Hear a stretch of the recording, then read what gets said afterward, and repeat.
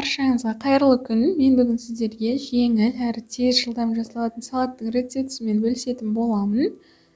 Менімен бірге болып, видеоның соңына дейін көріңіздер. Сіздерге ұнайтынына сенімдімін. Бұл салатты жасау үшін алдымен жұмыртқаны қайнатып аламыз. Қайнағаннан кейін осылай бөліктерге бөліп шығамыз. Дәл видеодағыдай 3 немесе 4 бөлікке бөле отырып кесеміз.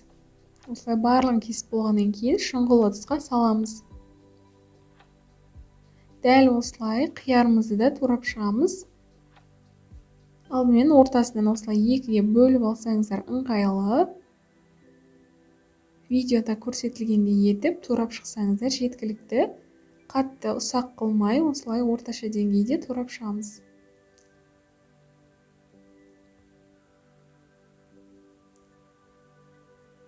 Келесі кезекте помидор, яғни қызанақты да турайтын боламыз. Егер қызанағыңыз кішкентай, осындай қатты ортасын алып тастаймыз.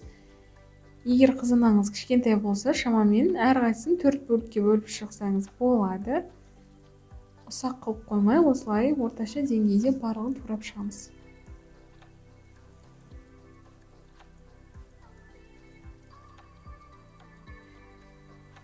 Қызанақты да жаңағы ыдысымыздың ішіне саламыз.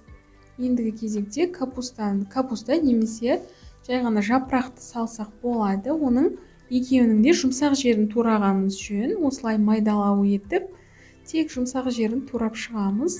Ыдысымызға салуымыз керек енді.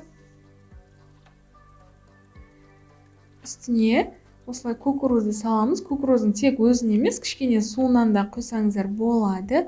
Өздеріңізге қалауларыңыз бойынша көп немесе аз салуларыңызға болады. Осылай барлығын салып болғаннан кейін майонез саламыз. Майонезді бірден көп салып жібермеңіздер. Шамамен видеодағыдай салып болғаннан кейін бір араластырып алыңыздар. Жақсылап қатты мыжбай, қасықпен жоғары қарай көтере отырып араластырып аламыз. Сәндік ретінде бетіне сыр сепсеңіздер болады. Егер видео ұнаса, каналыма тіркеліп лайк басуды ұмытпаңыздар. Сіздерге ас болсын.